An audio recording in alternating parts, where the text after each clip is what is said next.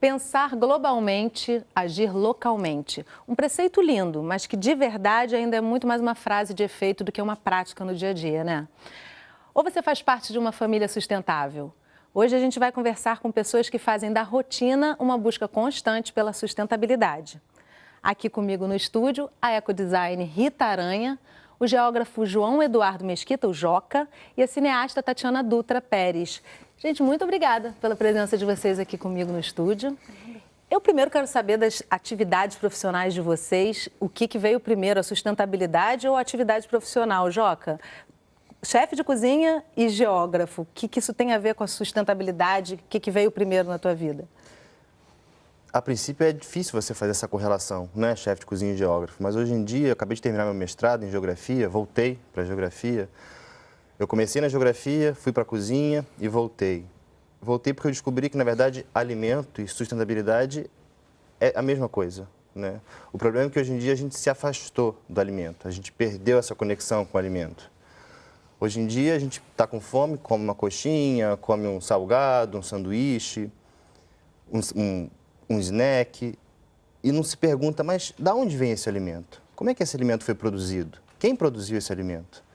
Eu lembro que minha mãe e todas as mães e vós sempre falam para os seus filhos, não aceite comida de estranhos, né? Não aceite bala de estranhos, porque é um preceito, é uma coisa básica, porque você não sabe o que tem naquilo. E hoje em dia, o que a gente faz quando vai no mercado, no supermercado? Não tem muita opção também, né? Vamos combinar? Aí que tá. Tem muitas opções, só que são opções ainda de nichos, né? Exatamente. Como as feiras orgânicas. A Tatiana vai falar também, né, da plataforma, de tudo que ela está desenvolvendo. Mas tem que se botar à prova, né? Você tem que ir atrás, tem que sair muito, dessa zona né? de conforto. Eu acho que esse vai ser o foco principal aqui da nossa conversa, na verdade, né? Que sacrifício se faz e, na verdade, o que fica muito melhor na sua vida com a sustentabilidade. Agora, Tatiana, já trouxe aí, já fiquei curiosa. O que você faz que se relaciona à sustentabilidade? Olha, minha profissão é cineasta, mas eu escolhi cinema porque eu via muito documentário e eu queria trabalhar com isso. E meu interesse é sempre educação e sustentabilidade. E quando eu fiz essa mudança, minha opção também foi trazer a sustentabilidade como uma forma inteira para a minha vida. Eu não só pesquiso, mas as pesquisas eu trago para minha vivência. Então, quando eu vou trabalhar sobre uma pesquisa sobre sustentabilidade, sobre como viver na cidade de uma forma mais sustentável, eu estou interessada em trazer isso para a minha vida também. E quando eu morava fora do Rio, quando eu voltei para o Rio de Janeiro, uma dificuldade foi encontrar comida saudável, eu diria. Orgânica, eu sou vegetariana, então para mim é muito importante comer comida orgânica, vegetais, legumes, verduras, frutas e a diversidade que eu estava acostumada a comer. Então, há um tempo atrás, um amigo meu tinha uma plantação de tomate, mas não tinha ainda certificado orgânico. Aí ele queria vender os tomates deles, eu publiquei na minha página no Facebook, olha, gente, o meu amigo tem, o William tem tomate. Sem agrotóxico, e eu milagre, amo tomate, né? Eu adoro tomate, adoro fazer um molho de tomate. Agora eu vou guardar um pouco das suas histórias aí com o cinema, que eu sei que você tem algumas para sustentabilidade, trazer a Rita aqui para a nossa conversa. Rita, o que é ecodesign e onde é que está hoje? Está acessível para as pessoas? Tá muito acessível. Eu já trabalho com isso, já tem 15 anos que eu trabalho. Eu tenho formação técnica, né, em design gráfico e sou artista plástica. E depois que meus filhos nasceram, né, eu fiquei vendo a abundância realmente que existe, né, do material que é descartado e aquilo ali, de uma certa forma, me seduziu. E eu comecei a trabalhar com jornal, esse tipo de coisa, e depois eu fui migrando para outros materiais, né? Hoje, o que eu faço? Eu transformo, né, o pseudo lixo em arte. Aí eu transformo em acessórios, móveis, né? A minha casa, a maior parte dela é mobiliada justamente com esse lixo que é descartado, né? Então, eu apresento possibilidades. Tem até um passo a passo de um sofá, eu tenho cama de solteiro, tudo feito de caixas de leite, né? E uma coisa que eu pratico muito, eu acredito que essa arte reciclada, ela não tem dono. Você tem que divulgar, você tem que apresentar, que é para justamente resgatar, né, esse lixo, né? Eu tenho até uma exposição que eu já expus em alguns lugares, se chama Nada é Inservível, né? Tanto para os objetos quanto para as pessoas, né? Então, você tirando isso e transformando isso em alguma coisa que seja concreta na tua vida, Esse é meu maior objetivo, é continuar divulgando, continuar mostrando as possibilidades do lixo, né? Que não é lixo, né? Aquilo é rico. É descarte. Poderia um ser descarte, reaproveitado, é um né? resíduo sólido que é descartado, mas ele pode ser reaproveitado na sua vida, na sua casa. Agora, vocês três são, cada um de vocês é sustentável à sua maneira, né? Para mim é muito nítido isso. Eles dois falaram muito da alimentação, né, Rita? Você traz uma questão da sustentabilidade, desse consumo desenfreado também que a gente tem. Vocês se veem, assim, usufruindo desse outro lado da sustentabilidade um dos outros aqui? Você se preocupa muito com a alimentação? O teu dia a dia também traz essa preocupação? Tenho tudo. Eu acho que isso aí acaba acontecendo de uma maneira muito natural. Uma coisa leva a outra. Uma coisa leva a outra. Você não consegue... Olha, os meus filhos, eles promovem o recolhimento de lixo desde pequenos. Então, nós não temos o hábito. Isso é natural. A gente está consumindo alguma coisa na rua, a partir do momento que eu comprei, aquilo é meu. Então, o lixo que vai ser descartado também me pertence. Principalmente com relação à alimentação, né? Aí, quando ele falou de promover isso na gastronomia, nossa, você fica assim encantado. E da gastronomia para o design, para evitar esse consumo, o que você tem na sua vida, Joca? Eu acho que o consumo é um dos principais entraves da sustentabilidade, né? Porque o consumo ele vai justamente contra a sustentabilidade. Hoje em dia, na sociedade, ela estimula o consumo. Tudo é comprar, né? Você compra um celular que um ano quebra, tem promoção, já tem celular já vendido com outro. Então, por exemplo, em casa, o meu filho, as roupas são todas reaproveitadas dos primos, brinquedos também são trocados, livros são trocados.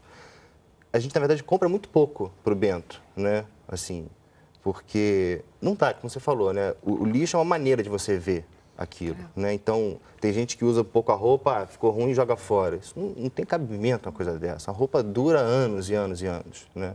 Só que a nossa ideia é que é uma coisa descartável, não é descartável, né?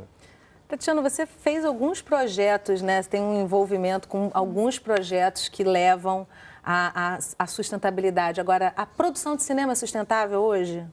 Olha, isso é um trabalho que eu estou fazendo também sobre isso, porque realmente o cinema é muito difícil penetrar, a sustentabilidade até financeira do cinema. O cinema é extremamente caro, o cinema ele é difícil de você entrar no mercado. Equipamentos são constantemente trocados, exatamente. Né? Então, hoje em dia, eu estou trabalhando num negócio que chama Cinema da Gente, que é uma derivação do Comida da Gente, que é o grupo de compra colaborativa de alimentos, que é exatamente você usar recursos coletivos para fazer cinema. Eu tenho uma câmera, eu empresto para um amigo, a gente faz um filme junto, aí na hora de distribuir, de vez de distribuir, passar por um distribuidor tradicional, a gente distribui com a comunidade, a gente publica que está tendo um filme que é possível ser distribuído. Então, se você mora em São Paulo, você quer passar o filme, você faz uma campanha crowdfunding para passar o filme na sua cidade. Aí você está falando de redes sociais e de conectividade, né? Vocês três usam a conectividade? É possível ser sustentável sozinho dentro de casa? Não.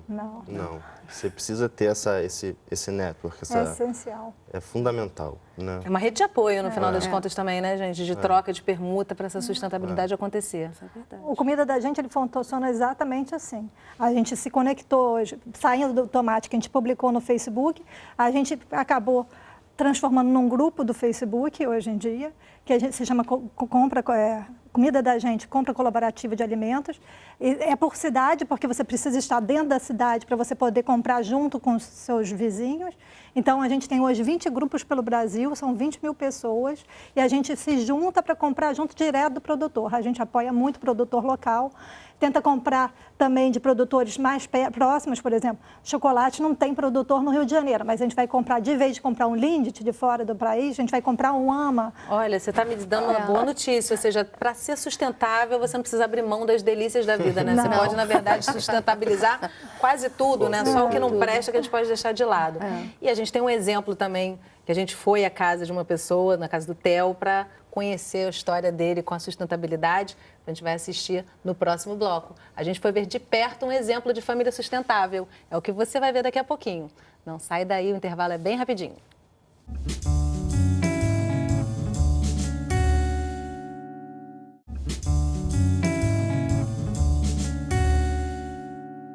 Estamos de volta e a nossa conversa de hoje é sobre famílias sustentáveis. Agora você vai conhecer a família do Theo e ver alguns exemplos simples e muito sustentáveis.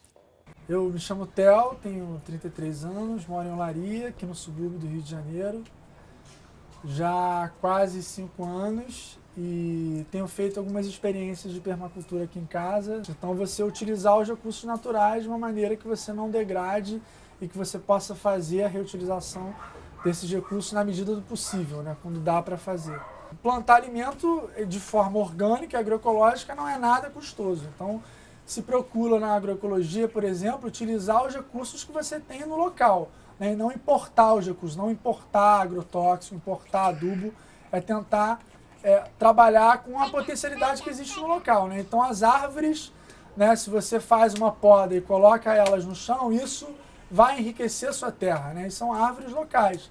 Então, a sustentabilidade você consegue exercer ela com muito pouco recurso. A água da chuva já é uma tecnologia disponível e com baixo custo você consegue ter tranquilamente. Então, o que é legal aqui de mostrar esse sistema aqui de captação de água da chuva, um sistema de baixo custo, né? Então, muita gente diz que essa coisa de guardar água da chuva é uma coisa muito cara, é só para rico, não é para rico. Esse custo total aqui dá uma média de R$200. É uma solução para tudo, né? Então, para regar planta, para lavar roupa, para tomar banho, inclusive, é uma solução viável que dá para fazer. Eu acho que dependendo do ambiente urbano, né? No caso das grandes capitais, né? Belo Horizonte, Rio, Salvador, São Paulo, na realidade dos apartamentos, né? A sustentabilidade é quase como uma utopia num sentido ruim, né, de quase inalcançável, né, porque você está dependente, né, de diversos recursos como a água, como a eletricidade, agora nem tanto com energia solar, né, mas como é que você vai botar energia solar dentro de um apartamento? Na parede, na fachada do prédio, não dá para fazer. Então aqui em casa eu acho que é um nível médio, né, muito pouco ainda por conta disso, mas eu moro no topo de um prédio, então eu consigo ter acesso a mais recursos que outras pessoas não têm, né? Como a água da chuva, por exemplo, é o principal deles, né? Então a gente lava a roupa aqui em casa quando tem chuva, né? Então tenta bater ela com a máquina cheia. Então pega a água da chuva mesmo com um balde e coloca aqui, né? Aí no inverno a gente usa um pouco de água da SEDAI, mas a maioria das vezes no verão é só água da chuva que a gente lava. E a gente faz o reuso da água da chuva, né? Que é essa água que fica parada aqui, a gente tenta usar ela rápido.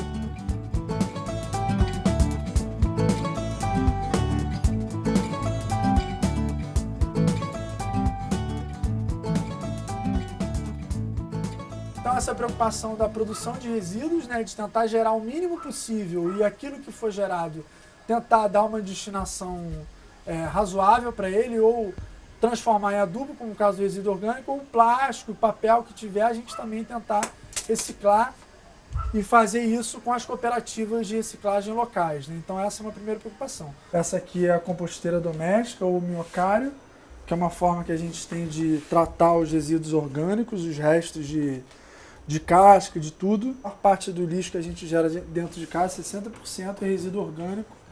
Então a gente pode transformar esse resíduo em uma outra coisa, né? No caso, um adubo, através do processo de decomposição natural e das minhocas que ajudam a acelerar esse processo.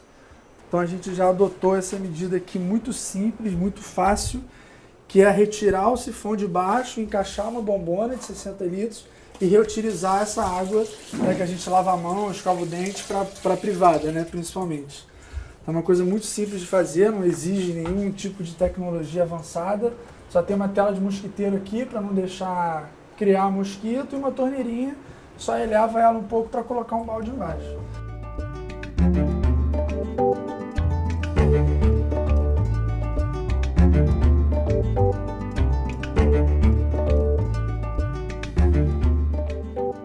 A nossa organização familiar, ela é atípica, né?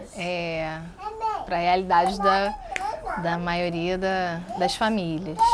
Na prática, né, o Theo é quem cuida mais das tarefas domésticas, né, da manutenção do minhocário, da manutenção do sistema de captação de água da chuva, de lavar roupa, a comida do dia a dia. E nos momentos que eu estou em casa, eu ajudo daquela forcinha, né? Dentro da possibilidade, né, de uma vida urbana, a gente se preocupa em ter isso na nossa vida, mas especialmente na dele, né? A criança, né, a compreensão que ela tem da vida, de como é que a vida ela se organiza, né? Então, saber de onde vem o alimento, né, já é uma pontinha de um iceberg importante, né, mas que já é uma diferença nesse modo de criação. O apartamento impõe limites, né? A vida urbana impõe limites. Você está obrigatoriamente ligado a uma concessionária de energia elétrica, concessionária de água, e é diferente quando você tem acesso à terra, né? Tem um outro aspecto importante também, que se sustentabilidade tem a ver com autonomia e resiliência e autossuficiência, essa experiência aqui dentro de casa é uma experiência para comprovar que é impossível ser sustentável na cidade, né? Então as pessoas comem durante o ano, né, 30, 40, 50 quilos de mandioca. Num apartamento você consegue produzir 500 gramas, né? Ninguém come um alface por ano. Então você precisa de um sistema, e viver num apartamento na cidade, por mais que as pessoas não queiram, é algo extremamente insustentável, né? Se procura mistificar, né, a raiz da crise ecológica e ambiental que a gente atravessa, que na verdade não é gerada pelo consumo individual, também é, né? Mas o agronegócio está aí para dizer, né, que é o grande poluidor e destruidor dos recursos naturais. Então, quando você foca na família e de um modo de vida diferente, você quer, na verdade, disfarçar, né, as raízes da crise ambiental que a gente atravessa, e agora a gente tem condição de falar um pouco isso e desmistificar.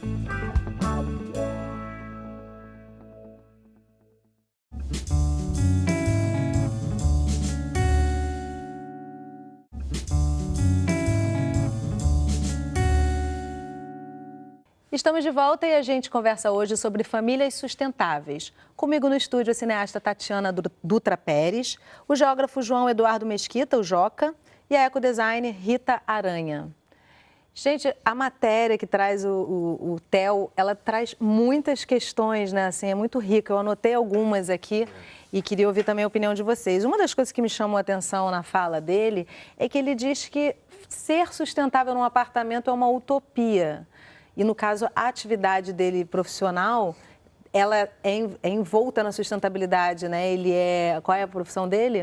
Permacultor. O Theo é especialista nisso. Vocês conhecem ele, né? A Rita e Se ele não consegue ser sustentável, é impossível ser sustentável na cidade. É óbvio que a gente pode aplicar ações sustentáveis e tentar ser o mais sustentável possível, mas ser totalmente sustentável, se o Theo não consegue...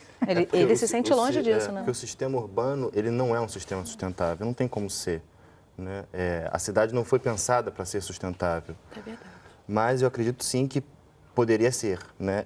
Você tem exemplos de ecovilas, por exemplo, né? No Cerrado você tem o IPEC, no Sul você tem o IPEP, no Pampa, que são cidades, são várias casas, todas pensadas de maneira sustentável, onde tudo é reaproveitado, né? Sol, chuva, vento, o terreno, que é a permacultura em si. Isso é permacultura. A agroecologia, que o próprio Theo falou, são ações que te levam a agir de uma maneira sustentável. Agora, a cidade, Rio de Janeiro, São Paulo, realmente complicado mesmo, são né? ações. A gente pode né? fazer muitas ações, pode ter Ações. pomares urbanos, que a gente explora muito pouco ainda no Rio de Janeiro.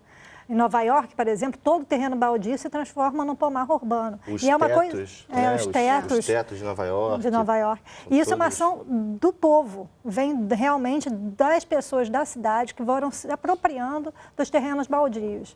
Aqui é proibido, lá também é. Mas eles foram se apropriando. Teve brigas com a prefeitura que tentaram tirar esses terrenos baldios, que eram pomares urbanos, são verdadeiros oásis, mas os cidadãos foram contra e conseguiram guardar os pomares urbanos em Nova York. A gente poderia fazer a mesma coisa no Rio de Janeiro. Em São Paulo está tendo muito movimento em relação a isso. Aqui no Rio de Janeiro tem alguns pomares urbanos. Estamos meio parados nessa direção. O que existe mais em condomínios é a coleta seletiva. Né? E em alguns bairros do Rio de Janeiro existe, a prefeitura promove esse recolhimento em determinados dias, mas o interessante também é saber o destino, né? Para onde é que vai esse lixo? Esse lixo é coletado e vai para onde? O que é feito com ele, né? Hoje eu tô envolvida numa ação, num projeto, no caso, de reaproveitamento de guimbas de cigarro. É o projeto Reguimba. Então, é a coleta de guimba, se você jogar uma guimba... O que você faz com uma guimba de flores. cigarro? Olha.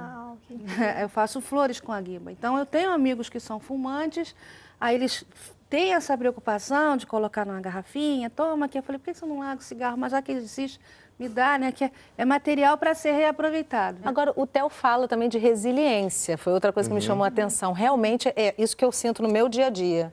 Porque eu tento ser sustentável muitas vezes e eu vejo que exige um tempo que a maioria dos profissionais não tem no seu dia a dia, né? Eu tenho uma visão disso. Eu acho que é uma coisa de você integrar na vida. Eu acho que o problema é que a gente desintegrou da sustentabilidade. Eu acho que é uma coisa natural. Por exemplo, antigamente a gente não ia jogar porque o índio, ele não vai jogar na natureza porque ele vai voltar contra ele. Então, se a gente reintegrar na nossa vida, agora, por exemplo, eu tenho já temperos e coisas e plantas na janela. Realmente, dá trabalho de ir ali todo dia regar, mas se você integrar na tua vida, acordar, você ir regar as plantas, está integrado. Eu acho que o problema é que a gente está separado da produção de alimento. Agora, me parece também que há uma descrença, né? Por exemplo, você citou a questão do lixo reciclado, né? Para onde vai esse lixo? Então, muitas pessoas, eu acredito que não façam essa reciclagem porque não sabem para onde vai e acreditam que aquilo ali vai ser um trabalho perdido, mas não, né? Essa pequena contribuição é muito grande no final das contas, né? Esse preconceito é incrível, né? Isso a gente vê muito com os alimentos também, né? A descrença, essa coisa de que orgânico é caro, né? Criou-se um tabu, né? Um mito, assim, orgânico é caro, não vou consumir orgânico, porque orgânico é comida de rico. Isso é uma loucura, né? Isso é um absurdo, porque na verdade orgânico não é caro, orgânico é barato. Né? Se você começar a participar do circuito carioca de feiras orgânicas, que é diretamente do produtor, né? Você vê que um alface orgânico você vai comprar R$2. É quase o mesmo preço de um supermercado com uma alface convencional. Então, na verdade, é quebrar esses mitos, né? Que não tem reciclagem. Tem, sim. Né? Você tem os dias certos que a coleta vem, você precisa saber esses dias certos, como os alimentos. Você precisa saber onde comprar. Né? Você não vai comprar orgânico no mercado, numa grande cadeia, porque aí sim você vai pagar uma fortuna, porque tem o aluguel do espaço, tem o frete, tem o atravessador, tem... Se você comprar direto do produtor, ou pelo circuito de feiras, ou pelo grupo de compras coletivas, você está comprando direto. Eu compro lá pelo grupo, o produtor colheu na sexta-feira, eu estou comendo no sábado. Você tem uma rastreabilidade. E eu conheço, e o legal do grupo é isso, que o produtor, ele posta foto dele colhendo. Então, você sabe que... Legitima, né? Estou colhendo aqui o aipim, aí amanhã uma pessoa come o aipim, posta uma foto, olha aqui, eu comi o aipim da Anitta. Essas iniciativas são muito bacanas, mas eu ainda insisto, assim, porque eu lidei muito com isso na minha tese. É esse contato, essa proximidade. Eu acho que iniciativas como a da Tatiana são fundamentais, porque o mundo hoje é conectado. É celular, é tablet, é iPad. Mas o que falta, que eu percebo que falta muito em todos, é olho no olho, sabe? É você pegar o tomate, né, da mão do cara que plantou, e a mão do cara ainda está suja de terra, porque ele acordou às 3 horas da manhã para colher aquele tomate. Eu acho que no final das contas a grande questão é o tempo, né? Nós estamos sendo devorados pelo tempo, né? Porque os profissionais que trabalham 12 horas por dia, eles vão comer o primeiro salgado que acharem na rua e vão comprar no supermercado que for mais prático, né? Agora, a gente está chegando no final do programa e eu não quero terminar esse programa sem desafiar vocês, vamos dizer assim, a cada um me dar pelo menos 1, 2 dicas de sustentabilidade que quem está em casa possa colocar em prática.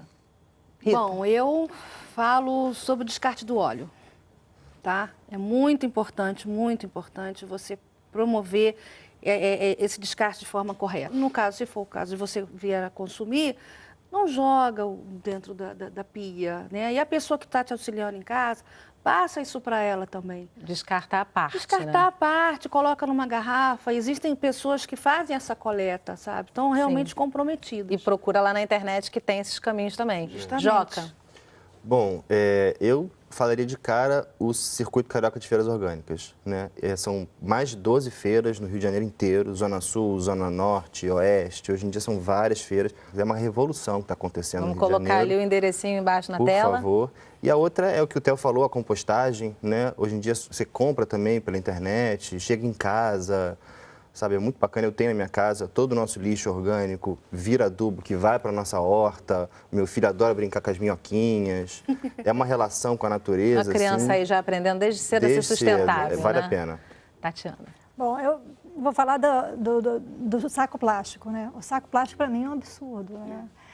Vai para o supermercado, hoje em dia tem milhares de sacolinhas recicláveis, tem umas de nylon que você bota dentro da bolsa, ela não ocupa muito espaço, ou de pano, e você vai, eu sempre estou com minhas 3 sacolinhas dentro da bolsa e usar o próprio saco que você vai levar para casa, você vai reusar várias vezes. E outra coisa é você ter tua hortinha na janela, porque o tempero é muito mais gostoso e é mais... Bom, é maravilhoso, é enriquecedor, a experiência, você vai escolher o seu próprio alimento, então Muito bom. Ótimas dicas, gente, fáceis de serem colocadas em prática. Eu vou dar a minha, no caso, separe o lixo úmido do seco, já é um grande passo, né? Depois a gente dá os próximos. Muito obrigada pela presença de vocês aqui com a gente no estúdio. Foi muito bom esse papo e acho que quem está em casa aprendeu um pouquinho sobre como dar os primeiros passos aí. Muito obrigada, gente. Agradece. E obrigada a você que acompanha a nossa conversa aqui pelo canal, pela internet ou por um dos nossos canais parceiros. E você tem alguma prática de sustentabilidade na sua casa? Então compartilha na nossa página lá no Facebook. Eu espero na nossa próxima Conversa em Família. Tchau!